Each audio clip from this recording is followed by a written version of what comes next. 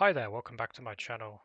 In this video, we're going to be taking a look at Hungry Horse Poker in his video where he is comparing a recreational part-timer with a full-time pro, I think one of his students.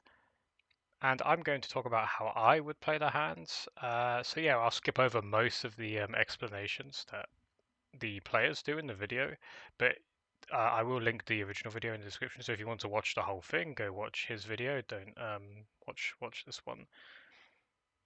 But just before we get into the video, I am going to be announcing that I am going to be partnering up with Savant Poker. He's actually a guy, and I'll talk about him more in future videos. But he's actually a guy I've known for many years, and he does really good poker content and training content. I have linked him in the description, but I'll be talking more about him at a later date. Furthermore, I'll be changing my content style just a little bit. I'll still be doing the same sort of videos, but I'm going to be doing a lot more focus on live poker over the next few months, which is obviously starting with this video. And I'm going to be doing a lot more live poker. I've decided that part of my routine going forward is probably to start putting about half of my volume into live poker. Right now I'm in live games already. I've got some crazy hands to come in the future. If you're interested in that, please like and subscribe. But yeah, without further ado, let's get into the video. Okay, just some background. My opinion on Hungry Horse, aka Mark Goon. I think he's an excellent player, a very good team, like 5-10 or something. I mean, it's kind of crazy, like what American casino poker is like. I have some opinions on it. I haven't played a little bit, but yeah, he's very exploitative. He teaches people to be very exploitative.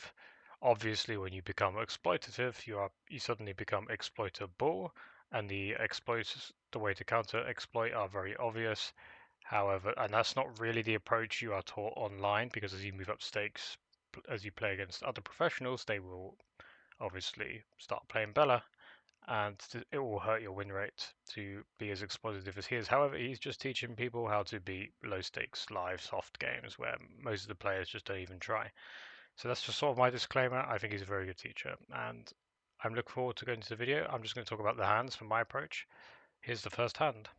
Playing 2-5, we open Queen Jack of diamonds from the hijack. The button, the small blind, and the big blind are going to call. So we're going 4 ways to a flop, which comes 10-8-5 with a couple of diamonds, and both blinds are going to check it over to. It's just like go. So we've opened 4 big blinds, and we're doing call by everybody. There was no information on whether the players are like whales or like what they are. So I just assume they're just random unknowns. I'm assuming in a game like this, we're just against like some random recreational player. Could be face up, blah blah blah blah. The thing I would say about this hand, okay, we have a combo draw obviously, but when you're 4 ways to a flop against what are probably quite wide ranges, and the fact that the players don't free bet a huge amount, small blind for example could just flat every suited ace other than like ace king. Big blind could flat all the suited aces, so like, and there's obviously suited king x, there's suited so whilst we have a good draw that can make the good hand on multiple runouts, and I think it's okay to bet here, my default strategy with a hand like this would probably lean towards checking more often, and probably checking. I wouldn't range check because I would want to get some value if I had like a value hand, because you kind of want to, not be balanced. But it's the sort of hand where if I'm betting, I would bet really small and by 20. And it's the sort of hand that if the pot gets too bloated off 200 big blinds, you're going to end up in this position where you will be, if the diamond comes on the turn and the pot's really bloated, you're going to just end up in a 200 big blind pot with a flush. And when the money goes in, quite often, what they're going to have, they're going to have a better flush. So it really depends how the action sort of progresses, but I wouldn't like totally start like piling money in straight away. I would rather check and see what happens. I can always bet the turn. I can always raise the turn. So I would probably play my hand as a check. See if the button stabs, I might check raise. If the blinds lead out small, I might raise. We'll just see what happens. The turn. Have a really strong draw here. Let's just skip over the analysis and move on to the turn. So I'm checking. It looks like she bet, but I don't wanna, and got raised. So like we're gonna go into a node. We're not gonna have the check-in node. Let's see if Jimmy does anything different. No, he bets too. Really good hand here. Building a diamond. So he bets really big, which I think is quite interesting. So the problem I don't like about this is, okay, you do have a betting range here, but I don't like it that this is when the pot gets really, really big and the diamonds come, you're going to lose to a flush. I think in the logic is I just build a pot and I get to bluff them off of multiple streets, which is fair. I kind of get that logic, but I prefer to just check. So we're just not going to see a check-in node, so I might as well just skip to the end of the hand. Good. That's a good start. You want to know what he had? What does he have? You got bluffed. What? King 10 You of sure? diamonds. Alright, you bluffed me. All right, so in this hand, Chloe actually decides. So just to, okay, very interesting. He had King 10 of diamonds there. Just to reiterate, we don't actually get to see what the result is, like what would happen if checked, because both of the players bet. But yeah, we're going to review the hand. I'm going to just tell you what I think would have probably happened, but I don't know, like we'll see. And what I would have done. To go small on the flop, which I like here. One player in position, this flop is probably not all that likely to get stabbed if we check here, so I don't mind betting. I think checking is fine too. I think her size is just fine. She's gonna get called by the small blind, raised by the big blind here, and I think this is almost always strong. So I'm just going to say, if I had chose to bet, because I did consider betting small, and this would have probably happened the same. In her position, I would have just called, obviously. And when he says it's always strong, obviously 2-pair blast and stuff. Combo draw, 10x of diamonds, maybe like a 9-7 of diamonds, 7-6 of diamonds, but maybe like a occasional nut flush draw, I don't know, but most likely just 2-pair plus or combo draw, and these are kind of mostly the ranges that you just run into here. Of course, it doesn't always happen like that, and people can get biased, but like the proportion of the range that should be made up of like when people design check raise ranges a multi-way and like live, they just ranges just like bump high on equity. Like if you ever solved the spot and saw like different types of hands that check raise, you'd understand that like in certain spots, the value portion of the range is actually less than like 15% of the range. Or like the 2-pair plus region, there's also just like a mix of top pairs. You get draws and stuff. It's just like that's how the check raise ranges are designed. Like you have little bits of like this type of hand, this type of hand. So when you get different runouts, you can be covered with multiple different types of hands and bluffs, and like you can make pairs on certain runouts. You can make straights on certain runouts, flushes on certain runouts. You know, boats on certain runouts. You know, just all kinds of stuff. Trips through bottom pair. That's how solvers do raises, but in this environment, it's just going to be like massively chunky equity bluffs or massively chunky equity value hands, and the rest of the range is just going to be like you know that middle in pairs or like floats, possibly, and like weaker draws and stuff. That's just how they build their ranges. And your response to that is to fold a lot. Closing the action here after a call. I think this is just going to be really big hands here. 2-pair sets, maybe some other type of big combo. This is just always going to be strong hands. We don't have fold equity if we bet 3-bet here. And if we get it in most cases here, we're flipping at best. She does elect to call here in position, which I completely agree with that, but what he said, his analysis basically. I like. The big difference between her and Tommy's thought process here, I don't think Chloe really considered all of the options on the flop. She never really considered checking. She was just like, I'm going to bet here. And then when facing the raise, even though I do like the call, she just went straight to I'm going to call because instead of walking through all of the options. Well, what happens if I raise small? What happens if I raise big, right? She didn't really walk. Would I have failed this if I was doing this with Mark? Because I would have just like my stand. I guess I would say like, you don't want to free bet the flop there because your hand is a draw. It's a flush or it's a combo draw. But like if you raise, obviously it's going to be just too strong a range. Through all of her options. We get to the turn here. She faces a pretty significant bet after getting check raised on this flop. And you already hear her talking about wanting to fold here, which I think. So in this line, if I'd gone for the bet node, I would not have folded the turn to this size because there's just way too many combos of like worse flushes. A big blind. Like these players, like they call things like 7-3 of diamonds and stuff pre-flop. So it's just there's just way too many worse value hands here. But yeah, I think just call it as the correct play. elect to call, and then going to the river, she faces a jam here. So the problem with this spot, and this is a bit I would hate about being this line, is like you don't really know what sort of hands these players are putting 200 big blinds in. They clearly have a flush. The problem is, are you more likely to run into a nut flush or a second nut flush? Or are you more likely to run into a worse flush? And if we think about the combos, there's a lot of combos of ace-x of diamonds, king-x of diamonds, and we have queen jack specifically. So we're really hoping that he's got some kind of 10x of diamonds, or he has like 7-3 of diamonds, 6-5 of diamonds, by the way. Sorry, 7-6 of diamonds, straight flush. Yeah, we're not looking good for that one either. So in a spot like this, I would estimate we probably should just fold, just because we have queen jack of diamonds. But like the other thing is you also don't know what our player's willing to like. Like this big blind guy in this spot, he check raised the flop on 10-8-5 5 flush draw. So what that means is he's way less likely to check raise the flop with a hand like 6-3 of diamonds, 7-3 of diamonds. He's just way more likely to have like I think 9-7 of diamonds is possible. 7-6 of diamonds is possible. Obviously, that's a straight flush. He's just most likely gonna have 10x of diamonds or like some like nut flush draw maybe. That's the most likely hand that I'd expect him to have, and it's kind of just like maybe we beat one realistic combo, and then he has like 10x of diamonds. If he has like 10-9 of diamonds.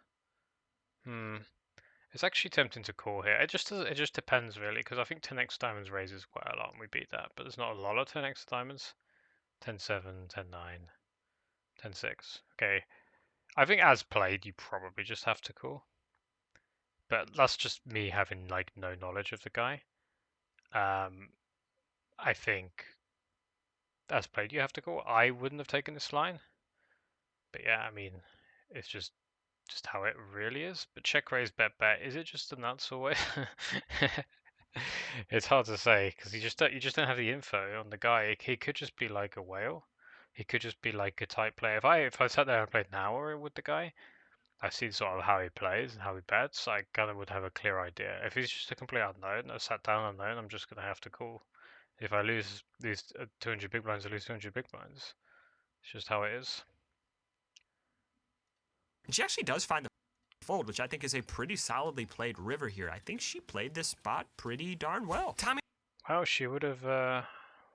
If I'd played it like if I'd bet, I would have lost more money than she did. It's just I just don't know. I just don't know what these guys are going to do with their flushes. Are they massive whales?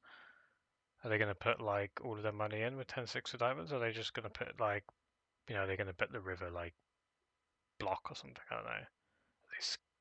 Tommy is actually just going to get called here from the big blind. Had the big blind only check raising here if we bet $50 or less. So a rather chunky size here on this turn. Now, my default on board changing turns like this is usually to go small to entice villains to kind of raise their strong stuff, call with their weak stuff when the flushing card comes in. And a lot of times here, if the blinds do have a hand like 10x, if we go big when the flush comes in, one of the obvious straight draws come in, they're just going to start folding here. But I actually don't mind Tommy's rationale to size up here to just kind of go for gold against the hands like ace 10, king 10 with a diamond. The obvious straight also comes in here, and I do think that hand's going to call a pretty chunky bet. If anything, if Tommy's really just targeting like ace 10, king 10, queen 10 with a diamond and hands like 7-6, maybe even going a little bit bigger, the size maybe seems just a little bit. I just want to say, like, when he bets his multi-way on this texture, he's trying to bet for value and for a bigger size, and he's saying he's trying to bet into a range of like offsuit hands with diamonds. In my opinion, there are more combos of flushes than there are offsuit hands with diamonds, unless he thinks that like he's going to be caught by that. I guess with 10 of diamonds naked too, like ace 10 off with diamond. That's probably what he's thinking. King 10 off of diamond. queen 10 off with 10 of diamonds, just checking off with jack of diamonds. So I guess there are some amounts of these hands. I guess he's trying to like get value from, and then specifically 7-6. I think, by the way, if you hit here with 7-6, this is an easy fold in the opposite position. But obviously, recreational players don't really know that.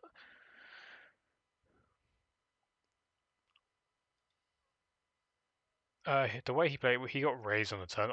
As played in this line with these sizes, you just snap fold this hand. Like this is just always a better flush, like always. Like, I would expect this to be a nuts super. The fact he had king in a diamond is like, you know, it says a lot really to me. This is just always a flush. There's nothing to say. It's always a better flush, the way he played it. So he kind of got himself into a line. But what would have happened if I had checked the spot? But judging by the fact that this guy only called 60, so he called the draw. So the flush would have come on the turn. This guy raises huge into this bet. So the pot's 80. I think the big blind, let's just say he bets $60, right? So he bets quite chunky. But he could also just bet really small. I don't know, because if he bets small, if he goes like 40 or 30 into 80, I probably would raise. But if he bets 60-ish, I'd probably just call. So I don't really know what size he would do in the check-in node. Let's just say 60, because it's a Hungry Horse training video, and he says fold if they bet big. So if he bets 60, I call. I don't know.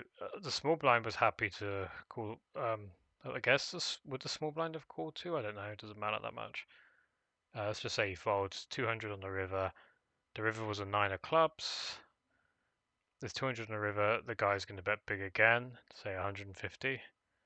I'm just gonna call, thinking he just only has a flush. There's no point in raising my hand, saying he's just representing mostly a flush, and then I'd feel really dumb when he turns over like fucking 8-5 suited.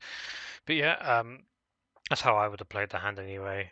So I would have lost $210 post flop. It looks like I lost less than Tommy. Okay, hand number 2. 10-9 of diamonds from the hijack, and only the big blind is going to call here. We're going to go to a flop which comes queen jack 4 with a couple of clubs, 1 diamond, and the big blind checks it over to us. Beautiful. So Heads up in position. Wow, that rarely ever happens in life. No information on the guy, obviously. So the way I can approach this, depending on the type of player I'm playing, I don't mind what Hungry Horse's strategy is, which is to just range bet. I don't mind checking, playing delayed C bet. I think I highlight 10-9. You can go either way. I would elect. I would probably just bet the flop $20 or $25 and then just pick a size. Let's just say. I mean, there's multiple ways you can play this. I don't really mind. We're just gonna assume he's like the last guy. You could also play like a more polarized strategy on the flop, but I prefer to do that more against like really loose players, like really big fish.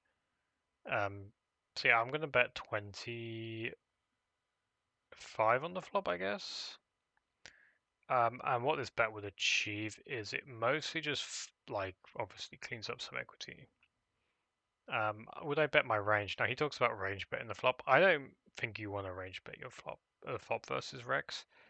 I think you want to kind of play your hand and like try and achieve something.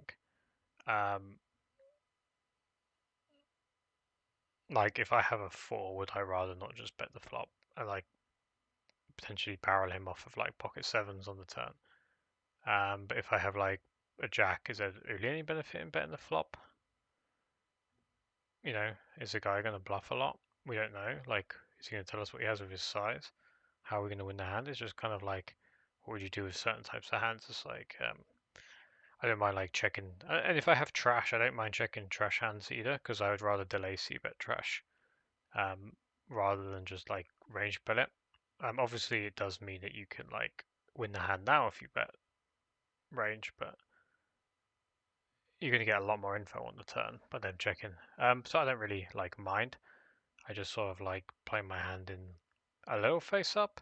Some players are capable of exploiting that, but this is why we pick this strategy versus recreational players, not good players. But yeah, I'd probably bet 25 with this one. Open-ended backdoor flush. Decent hand.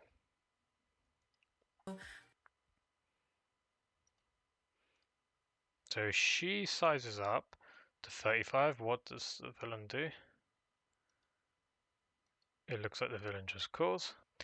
I would just overbet here. We are going to get called by like flush draw, not flush draw. Combo draw, jack X of clubs. There might be like something random like king 3 of clubs in there. For the most part, and we're probably going to get called by like top pairs and things like this. But like, for the most part, I would just overbet. I'm just thinking, what size would I go? I'd probably go like 150, 175, something like that. Let's just say 100 and 175. Why not? So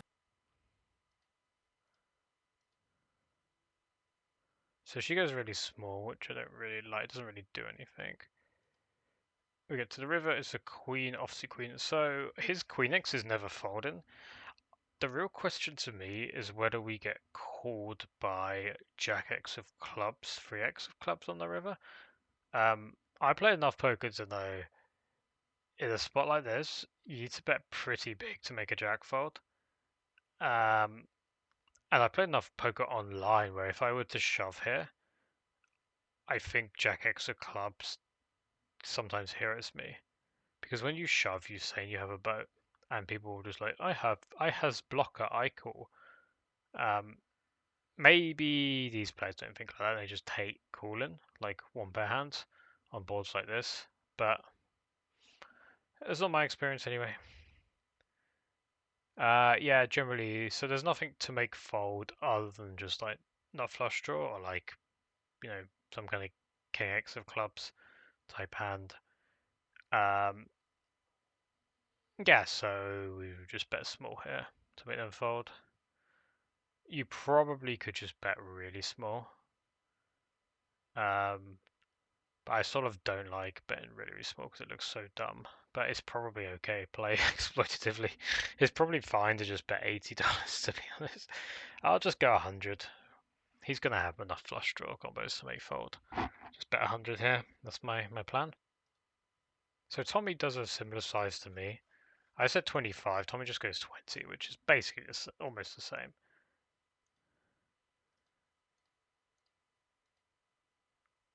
Oh yeah, I said 175 on the turn, but she bet 35.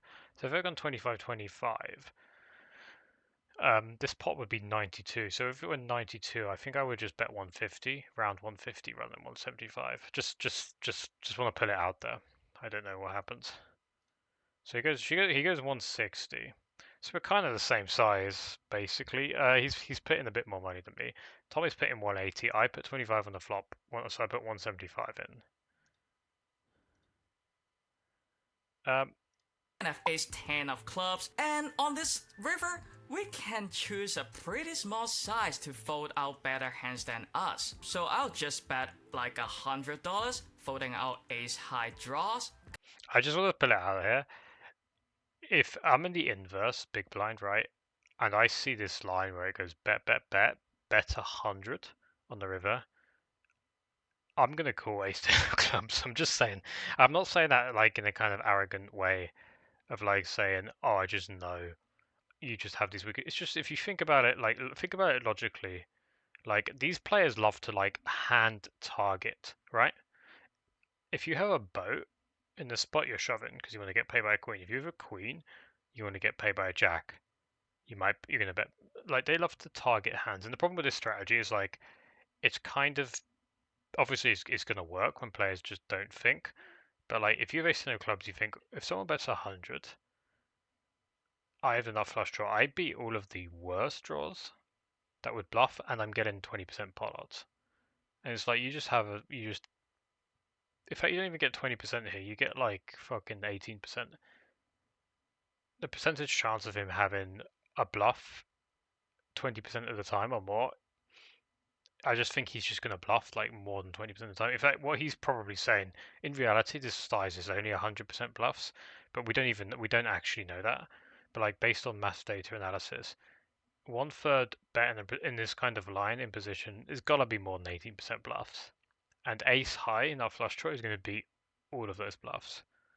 So, because no one's going to do this line with a free, they might overbet the turn and check the river back, but no one's going to do it with a free. So like, it just like they would just show down and beat nut flush.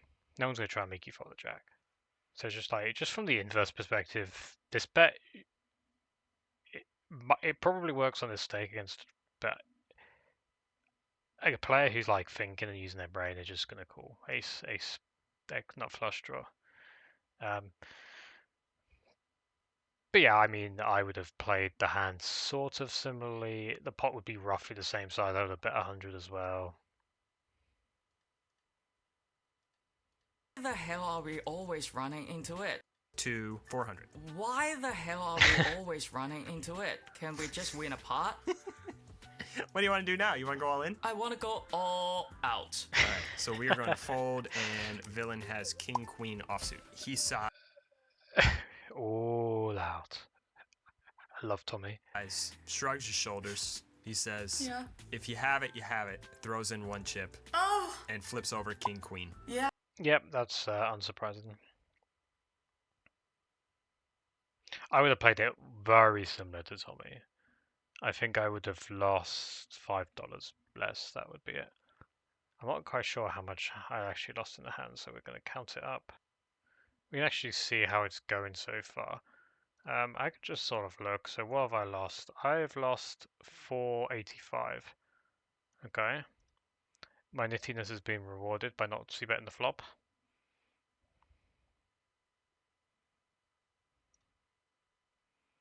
From the We actually have a hijack, fish. and a fish on the button is going to call. We flop middle set here This on is a fun. 10-8-7 rainbow board. That is beautiful. Yeah, I agree. It's very beautiful. Okay, strategy. Versus a Fisherton. The more passive they are, the more I would bet. I have no info. I've not been told it's a passive fish. I'm going to just check. My really strong value hands here. I don't think. What is my? So if I have Jack 9 or a set, I'm just basically always checking, looking to check raise huge into fish due to their inelasticity. As a mention of like how they play. So yeah, I'm just gonna check my top of range. I am gonna bet some of my sort of medium sort of strength hands to go into like a sort of in position pre-flop caller sort of bluffing line. And like I can also just bet some of my draws because I can bet the flop and then overbet the turn quite profitably. This board maybe not as good as like a more dry kind of board where they float more crap. But like just sort of generally that's my kind of approach versus fish. So yeah, I'm gonna check. I'm gonna hope that he stabs because they'll stab pretty wide, pretty mergy. They just assume you have ace high a lot on these boards, so they just really hate an ace coming on the turn. So they usually just bet quite wide with mergy pairs. I mean they'll sometimes check pairs too. Like sometimes they check, sometimes they bet. But yeah, that's generally sort of how it goes. And then when they check, they just generally have like sort of weaker, ace high kind of showdown sort of hands. So we kind of want them to bet. But if they do bet, it's good news. We get to check raise. Probably quite huge. I will see. Beautiful, but it is a very, very connected board here. And let me. Okay. That's a bit of an issue. I come across in a one-liner. So she just bets 45. This is not how I would play. Let's see what Tommy does, because I kind of want to see what happens. I assume he check raises, because it's a better play. And on this flop, if I check it over to him, I think he's going to overstep a lot. When we Yes, are I the agree, aggressive Tommy. pre-flop, they always put us on ace-king. And Yeah. if we check it over, they are going to start betting whatever hands he have. He's going to bet with pocket fives, he's going to pocket six, he's going to bet with 7x possible. or I've seen queen it. jack. So to win the most money here, we are playing very deep. I would like to start putting a check to attack his overstep. Cool. So we are going to check. He is going to go $20. Alright, when So what I would do in this situation, he goes 20, I'm raising huge. I'm gonna raise to normally I'd raise to 200. I just realized with 300 bigs deep, I think I'm gonna raise a bit big. I'm gonna raise 250. So we are gonna like get it. He's gonna call with like any nine, a pair to nine. He'll probably also, I mean, we'll call him a few times.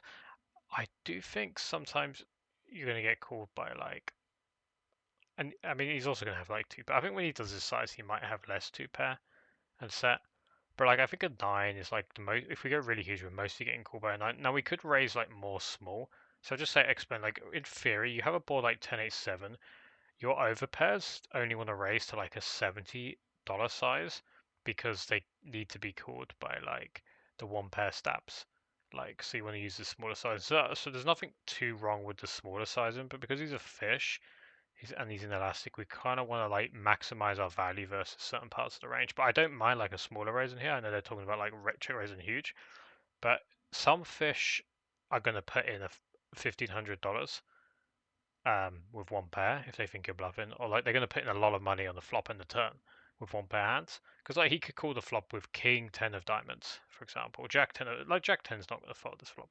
Jack 10 of diamonds, the turn is a heart, like two of hearts, or like I don't know, like a freaking ace of hearts. They're going to call the turn as well. So like we kind of want to maximize our value versus that part of the range, rather than like squeak out some thin value versus the sort of one pair hands that might not call the turn that much anyway, depending on what the turn is. So like really want to just go bigger. That's sort of my thinking. So I would just race to 250, just because we're 300 deep. Normally I'd go 200.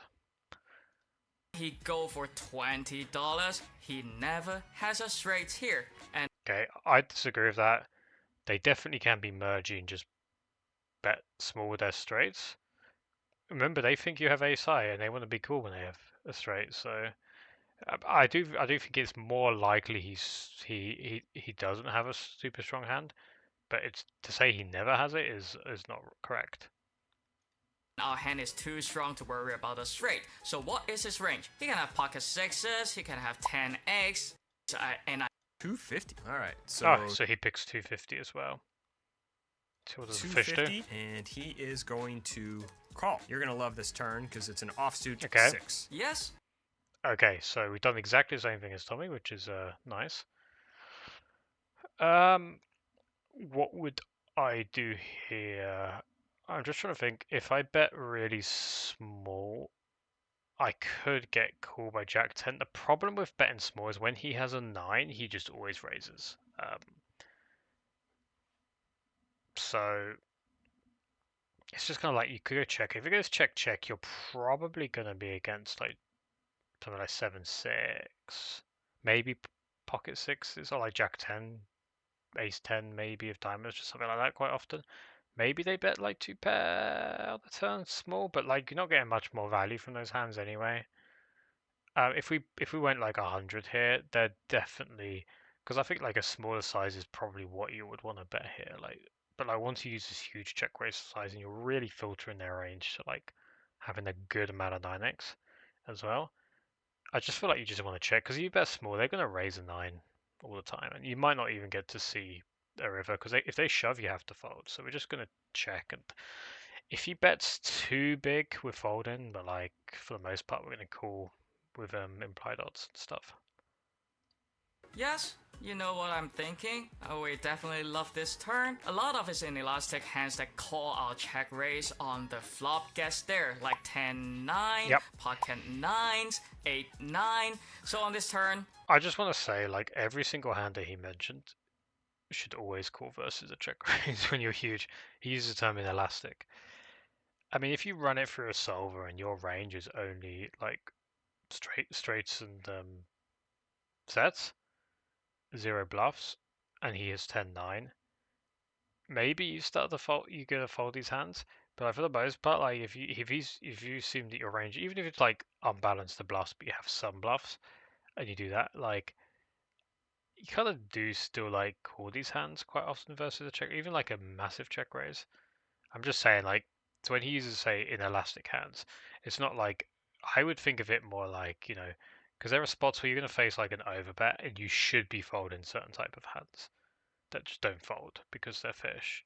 But this spot, the calling with 10-9 doesn't seem like unreasonable when you're super deep. If I'm playing up, maybe not when your opponent never has bluffs, but I don't know. It just seems. I think the term inelastic gets thrown out too much. Inelastic to me just sounds like they're never folding whether you go 3x or 10x. So it's just like they're never changing their decision. It doesn't change the frequency in which they fold. That's sort of my opinion. Like if you raise to 70, they're going to call like hands that would normally fold. Like I don't know, Queen 10. They'll probably call Queen 10 to 70, but they'll probably fold it to bigger. With a set here, we can just slow down and hope he's not betting super big that make us not enough odds to call to get a pair board. So I'm going to check it. Well, we need over 20%. So- We do have some implied odds. We're roughly 20% on the call here. We have implied odds too. So realistically, because like, if it pairs, we're just gonna donk shove. Realistically, when we get called and we donk shove, how often are we gonna get called by a 9 if it pairs? If they're never ever folding a 9, we're gonna hit. So we're always gonna get paid like an extra, you know, $1,000. Say he bets 300 and the pot and we donk shove, he's always calling. Like we're gonna get paid a lot when we hit. So realistically, we can call like up to 2/3 pot. If we're assuming he never folds a straight. Sometimes they fold straights though. Just put it out there. They never fold Jack 9 though. Not although he doesn't think they have Jack 9 because he might have free bet the flop. To be honest, if he had Jack 9, he probably shoves actually if he has Jack 9. Maybe he never has Jack 9 now. Check, and he bets 275. Okay. That's a lovely size, and it's about half pot, maybe a little bit more than half pot. Beautiful size, perfect odds. We don't have direct pot odds to call, but implied odds are huge in the spot. And now I want to get off my seat to give him a kiss because he gave us an incredible odds to boat up on the river. So I'll just 25%, we're gonna hit our hand. 20% of the time. But when we do hit our hand, we need to like win the pot. Like, we need to win it all. Like a significant amount of the money, at least a quarter of the time, basically. And I think that's gonna be true. call here and pray to the poker god that the river pairs up. And the river, you're gonna love this. Offsuit 7. Ooh, let's go, baby. All right, now. All I'm thinking about is Vegas and the Mirage here. I actually think the Bellagio is better, but I think that my favorite room on aesthetic was probably Aria or the Wynn. No, the Wynn was my favorite room. Yeah, I'm just donk shoving. There's not much to say. So just to clarify this point, if he has a straight, he might not value bet. He might still, but he might not. If he has a straight, he just might not value bet. And like, this happens with fish a lot. Is sometimes they overvalue their hand, but like sometimes they're just too passive and they don't value bet. And yeah, like your most obvious looking hand is probably a boat, but like they have a hard. But the thing is, they also have a hard time folding hands.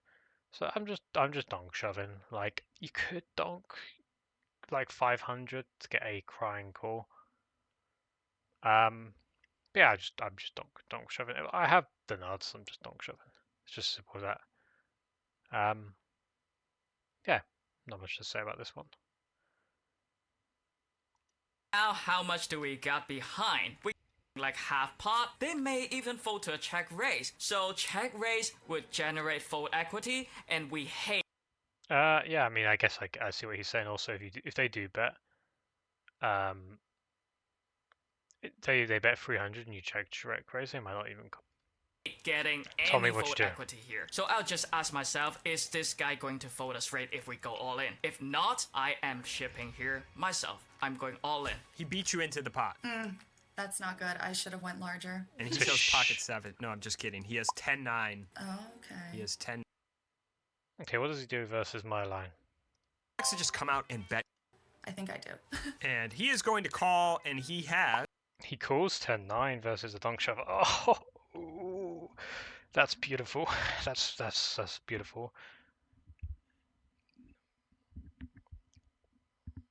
It's the cat ears. It's the cat ears.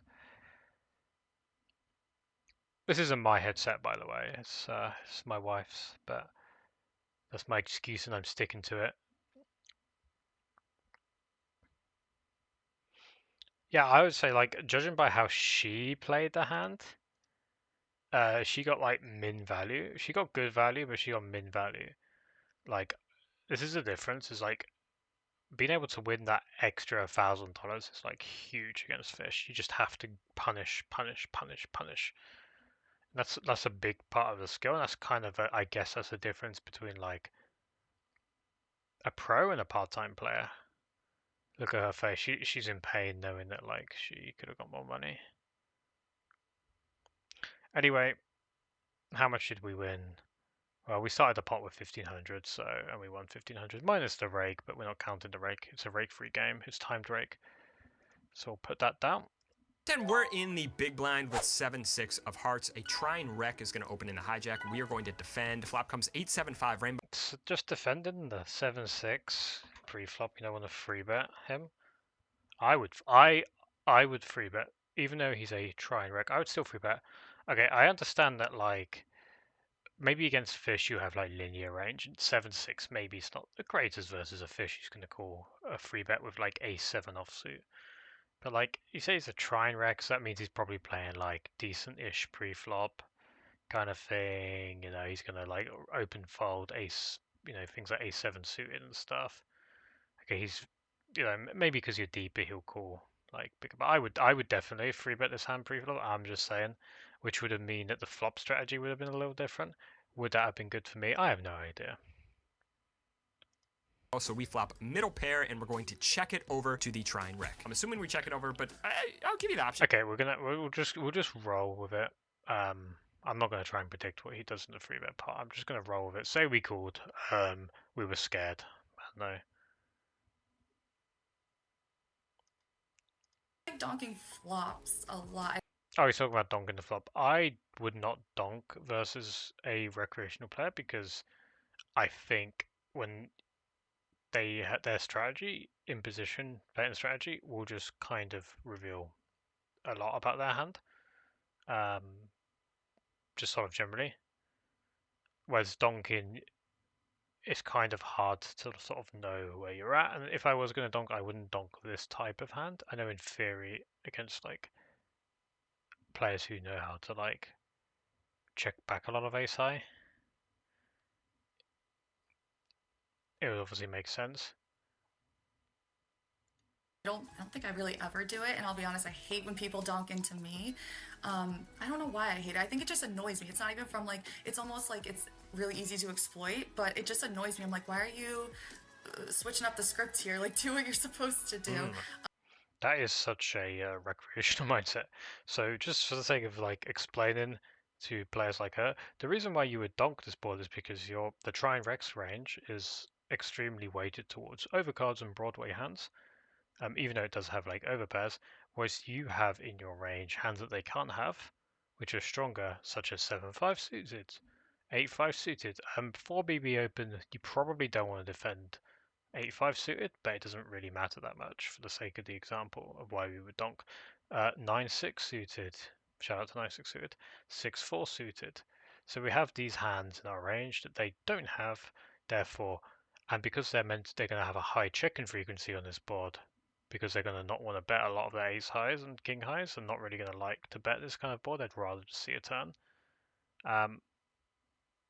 You know, because of that reason, you want to have a lead-in range from the big blind's perspective. So that's why you have a donking strategy on this board. You don't want to donk on a board like King Queen 5, which is extremely good for the imposition player and is extremely exploitable. And the only reason it's exploitable is because players are playing donks pretty badly as well. Like when fish donk into you, they just suck. They're just awful. That's why it's exploitable. Any strategy is realistically exploitable. I just want to sort of explain this to her.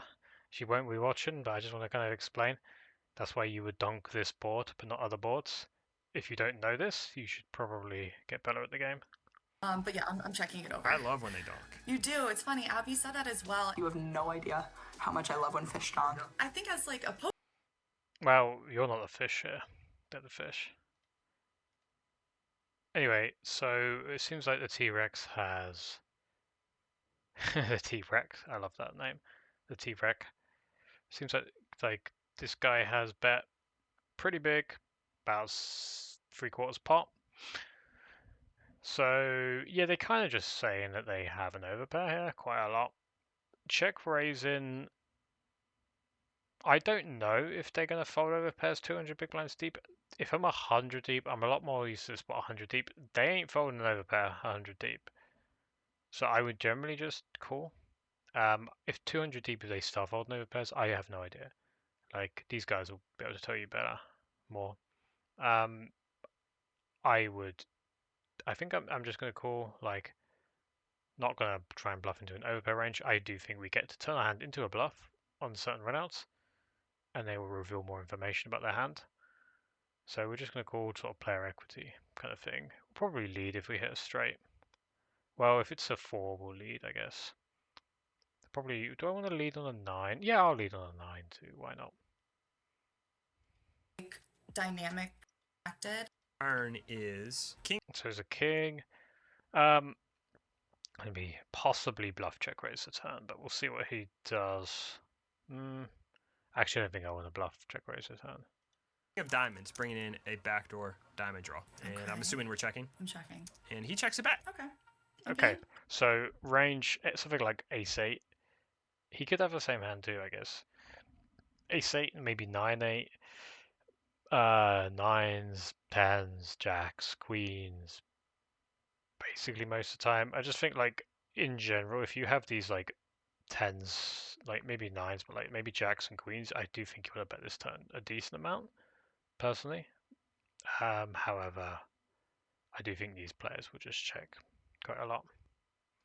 Pretty good about my hand now. Not to be like, oh, he has ace king, but I'm thinking like ace king, ace queen. Like if he had any over pairs here, he's obviously. I'm not thinking that he has. He will sometimes like just stab the flop randomly with like ace 6 and then just get scared. But like surely he keeps betting on the king if he has ace 6.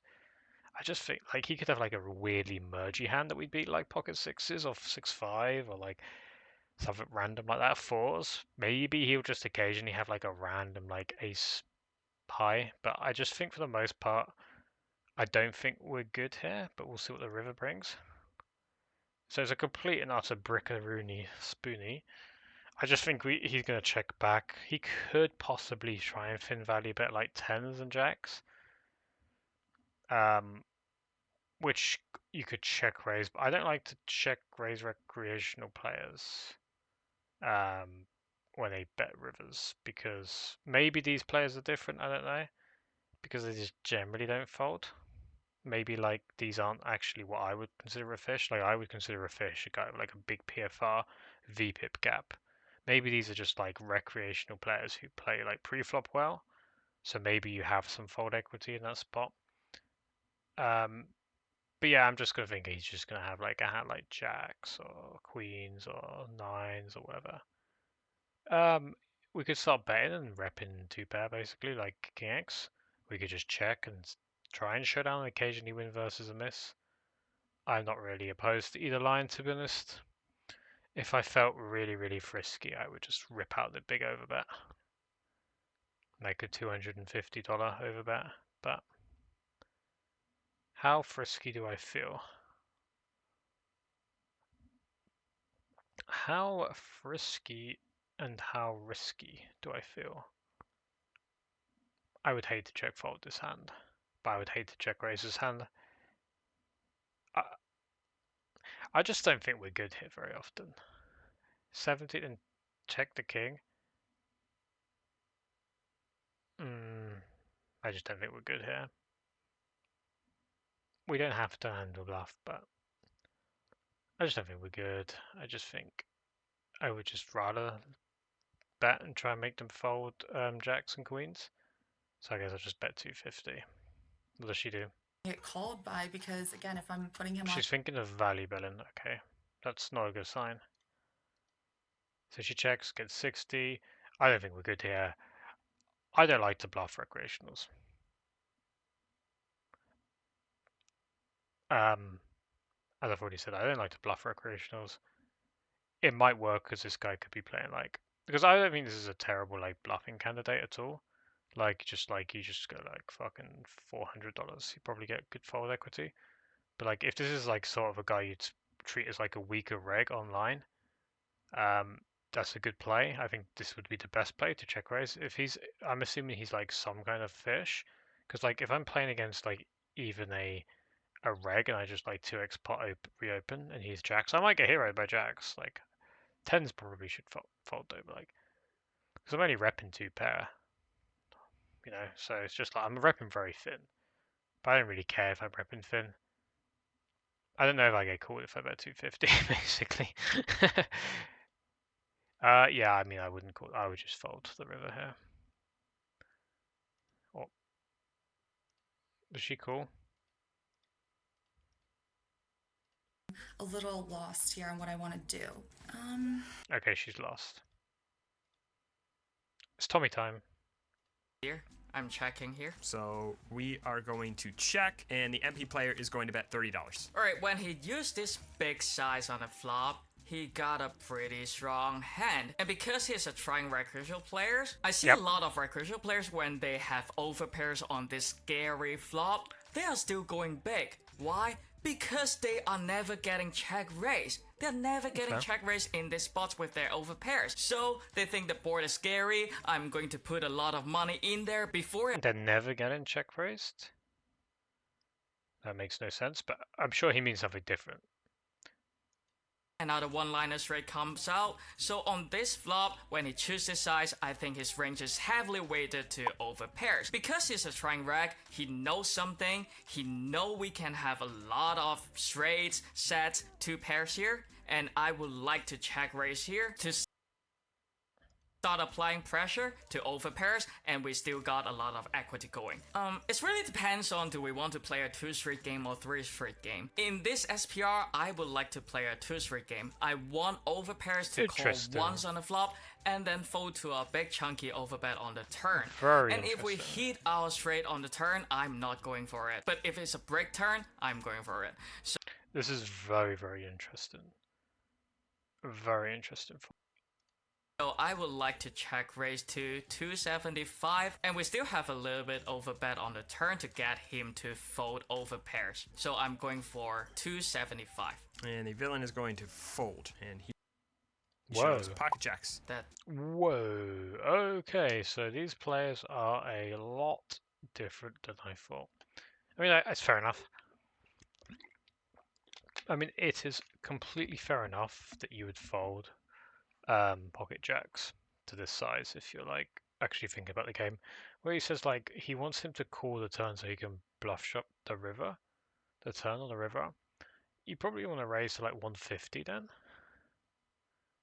I guess 275 is probably a bit big, but yeah, I mean that's very interesting. Like, I actually think this line is way better than the one I would have done, which is the check, call, check, check, and 250 the turn. Judging by the fact that he folded jacks on the flop check raise, makes me wanna like think that he's gonna fold the river. Raise. Tommy, on the other hand, goes for the check raise right away on the flop, just putting the pieces together that this villain opened from middle position, probably have a stronger range. They bet big on this flop as a c-bet, and that they're probably just under bluffing here. They just have too many strong hands, and Tommy just wants to start piling in a ton of money to put pressure on over. So this is, I guess, is sort of like the difference. Is like generally you're taught with the mindset versus a rec, because they're basically saying they're really, really strong. So you kind of want to exploit that by like being a little bit more. You don't want to kind of bluff and attack these lines, but 200 big blinds versus this specific player type that has like some kind of thought process, knowing that you could have like 2 pairs and 9-6 and stuff. Apparently it's going to work to just check raise huge. I'm just going to keep that in mind. I don't really know how to identify a tried rec. I would love to know what the fuck a tried rec is, but I mean, I get an idea what a tried rec is. It's a recreational player who's like plays like reasonably well. Like they're probably like losing 5 BB online or something like that. Maybe they're even like breaking even online at the game select or like winning small. But basically, they're not like punting. Basically. Yeah, that is a very interesting hand. I never ever would have thought about playing it the same way. Should I? So here's the thing. Do I want to say that the recreational is going to call me with $250 river bet? Because I was going to go check call check B250. Does the recreational call or fold? What do you guys think? Does the guy fold on the river when I bet 250 in that hand? I'll show you that what the board would have run out. It would have run out like this. Does he fold to 250? And say the pot is the same size. Here it's 102. Does he fold to 250 or does he call? Because if he calls 250, I've lost a decent amount of money in that hand. So if he folds to 250, I'm gonna win. Yeah, I'm gonna win 50. Basically the same amount the Tommy won. With this, maybe I'm wrong. Maybe just a try. She loses a small pot. She loses $52. So I'm gonna win $52.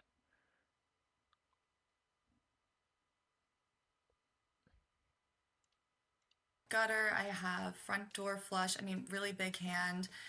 He Okay, this looks like a single raise pot. Button versus big blind. Looks like we'll raise 20 or 25 pre. 25 pre. They've called.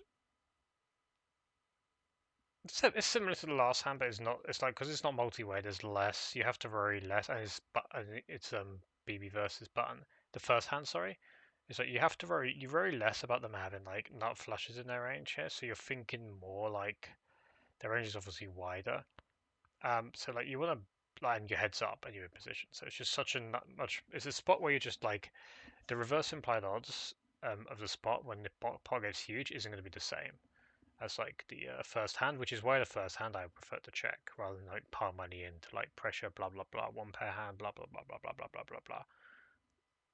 I prefer the more pot control-y approach. So this hand, I would prefer a bet. I am just thinking. Now remember, I'm not betting the same size on the flop. I'm assuming it's just a random live rig. I'm not betting the same size on the flop against these players because they're just not good enough to exploit me. So I'm going to kind of bet sort of what my hand is worth. I'm looking either I'm going to sort of polar the flop or I'm going to just look towards like pressure in multi-street bluff. I'm probably looking towards like a 75-ish, maybe like a $40 bet on the flop. So 70, I would maybe 35, 40. Let's just say 40. Nice round. I like round numbers. 40 looks big. So this size should accomplish. You're gonna follow him off of like random floats. You're gonna get called by like draws. You're gonna get called by one pair hands quite a lot. They should realistically fold 7x, 9x, no backdoor flush to the size like a weak nine, like a 9-6 of hearts or something. They should fold that to the big. I think these players might call a little bit too much for these hands because they have a pair. But it's sort of like generally, we bet 40, they're going to call, we're going to overbet the turn on a lot of runouts. They are going to fold quite a lot of their range. I would not look to triple this off. I'd go for that kind of line. So basically, I want to pump in a lot of money when I have a good equity draw because if I make my hand, I want to shove the river for value. And if and I want to pressure and make them fold lots of their one pair holdings on the turn and the flop. So I guess kind of like what it is. My betting range here is like going to be very, very strong equity or strong draws. What they should do, as if they knew my strategy, their counter to the strategy is they should raise the flop a lot, and they should fold like even things like queen 10 with no spade. That's like if they knew what my strategy was, basically. They should probably just fold ace queen with no. Well, maybe I bet ace king queen big too, but like they should fold things like king queen no spade on the flop for sure.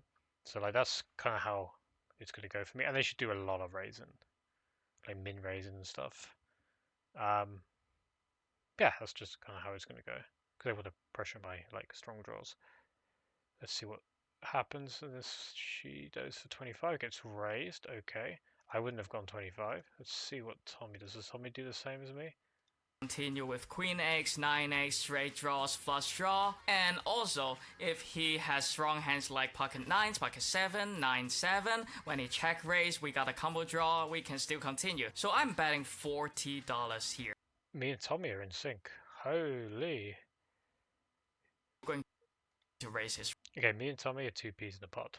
strong hands. So we go 40, and he makes it 100. Okay, so we are going to click the call button this deep. It wouldn't be a huge mistake to pop it because the amount of equity you have, but when they raise this big, it's just there. You just have like, he just has 2 pair or a set basically pretty often. And he will have other combo draws. Not that many though, maybe like an 8-6 spade. We have the 10 and the king, so that's a lot of combo draws just aren't possible. So for the most part, he just has like these kind of hands. It could be like, because again, we have no info. It's kind of like the first time. We don't really have info on the guy. We don't know what he's capable of doing. So like sometimes the guy could just be a complete massive fish, and he could just do this with like queen 10. Like there are players out there who do that. They're whales. I played a few of them the other day. But for the most part, I don't see what raising a cheese versus this type of player. We just want to call, take our equity. We've played the turn. I assume Tommy does We're the going same. to put in a call, and his range is basically just 2 pairs or sets. Turn is. So he just thinks there's 100% 2 pairs in the sets, which is fair. I think there's a few like 7x of spades, maybe like 8-6 of spades, sort of hands in there, maybe like occasionally like. But I guess it's the same thing as the first time. Way more weighted towards top of range value. The 5 of spades. Very nice. I like this turn. This turn good. Let's see what he does. And now he checks. Okay, so check. Big indication that they probably just have 2 pair or sets. So the question is, what size do you want to bet? The percentage chance of him trapping is extremely low. So we can just bet any size here, realistically. First thing to consider versus an inelastic fish is if we should just jam this. I think you just fold a set of 2 pair to a jam. I don't know. Like we don't know the play. He's check raised the flop. He has 2 pair say. We're betting the turn. You know, he's not going to have like random mergy 9-8 offs. You know, jack 10s and these hands just seem so like unlikely because they should bluff with like random jack 10s. When you do the bigger size, maybe they bluff less. But like I think like you just target the 2 pairs and sets. $250, $300 seems fair to me. Would they call more if you potted it? I don't think like implied odds wise it's worth it to pot. So I'll just say $300. I think is the sort of max that I think I'm always getting called by 2 pair set. But yeah, I mean, for the most part, maybe they're worse players than I think, or you can bet bigger, but we'll see. What is his range? 2 pairs and set. So actually, we are just targeting those hands to continue. How much are we playing behind? After a check raise on the flop, we got about 1k. I was just saying, when I go 300, I know that I'm gonna have like a 70-80% pot size shove on the river, so it doesn't really matter to me. The only thing is going to be bad, you know, you're going to miss out some value on a spade right now, and if it pairs on a donk, inverse of the hand that hand free, I think we just snap fold. Easy money, easy game. Left, so I'm just going to choose the bigger size that sets and 2 pairs going to continue, and I'm going to bet 400 US. Okay, 400 is bigger. I guess it works. Dollars. 400 US dollars. He's gonna put in the call. If you've got like queen 9, queen 7, 9, 7, you surely just fold this. If you've got even like 9s, I don't think he has queens. If you've got 9s and 7s, I guess 7s with a spade's gonna call. Is 9s even gonna call this size? 7s without spade? I mean, you don't get the odds, but he didn't say try and wreck, he just said an unknown. So I guess they probably would call a set to this size. Okay, or maybe I missed value. And the river now is a 3 of spades. Very bad news for us. So I don't think he has ace of spades because I think if he was somehow bluffing with like ace 7 offsuit with the ace of spades or ace 8 offsuit with the ace of spades, I think he would have just bet the turn or check shove or just something like that. Really not worried about losing. I just think I have the best hand 99% of the time. When I have the best hand 99% of the time, I am kind of more in the camp of let's go all in. However, because we think his range is 2 pairs and sets, and the 4th flush is run out, I don't think players are going to call the shove. Maybe they call 7 of spades. It's just way more likely that we just get to like target. I guess you have to target a range of hands. I hate to sound like that kind of player because they're just it's to be a brilliant spot to bluff. By the way, with like I don't know Jack 10. But yeah, so I think I'm gonna get called by sevens with spade if I bet bigger. And if I bet like 100, I might get a crying call from like a set or a 2 pair. Let's bet 150. Why not? 150. Try and get like the old 10-15% get the old crying call. Sevens with a spade will snap me off. Everything else will tank a call. And now he checks it over to us. We don't really like this river because if he has pocket 9s, pocket 7s, queen 7, 9 7, he's not going to call a big bet. So on this river, I want to target a set to call, and the amounts that we bet's gotta be pretty small. So actually, if you think about it, right, if I shove 615 into this pot, and I think I might get called by sevens with a spade, and they have two combos of sevens with a spade. So I have 2 combos of sevens with a spade. Then they have sevens without spade as well. And then they have 9s. I actually think it's more profitable to shove than it is to bet 150 if I might get called by sevens with spade to shove. It's just that I don't know if I'm getting called by sevens with spade if I go all in. That's the problem. But I actually think, I said 150, but I actually think jamming is the best play. I think jamming is the best play because the times he calls sevens with spades, even though he may snap fold 9s and 7s without, or like if he somehow has queen 9 of hearts, then he's just folding that anyway. But I think the time he calls those type of hands, and also I think it's also sometimes possible that he just has a random 8-6 of spades that he just decided to slow down on. Don't ask me why, it just happens. Yeah,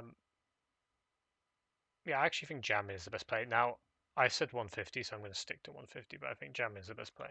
I'm only betting $300 and Okay, so that's the size that sevens of spade will call, and the rest of the hands will probably fold.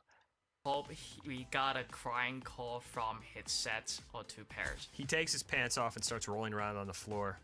And then he Mark. flicks in 1 chip and he calls. And he has pocket 7s. Sevens of spade, there you go. I missed value.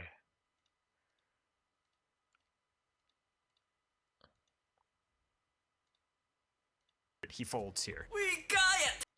You chose the exact amount. I said anything over 300, he folds here. Oh, okay, so I would not have, if shoving he folds sevens of spades. To shove is interesting. I mean, when he says that, obviously 300 is the best size, but I have no clue. Like, I do think you might sometimes get called by sevens with spades. Yeah, so let's tally up that hand. Well played to, We got it! We got it! He has pocket 7. let's tally up. Let's tally up the hand. Okay, this is my total. 1704 is what I won. Tommy won a bit more than me. The live experience going in his favor there, Tommy. Especially the hands versus the trying recreational. I think the raise line is way better, and the line versus and the other line. I think it kind of exposes probably one of my 2 biggest weaknesses live, which are let's just stick this above my head. There you go. My 2 biggest weaknesses live, I think, are not knowing what, so I guess profiling, sub-profiling. the players, like this try and wreck sub profile, seems to be something I'm pretty hard to identify and how to adapt versus. That's possibly one of my ones. The second thing, I'm probably just not punishing enough. I'm just assuming people are a little bit more competent than they actually are.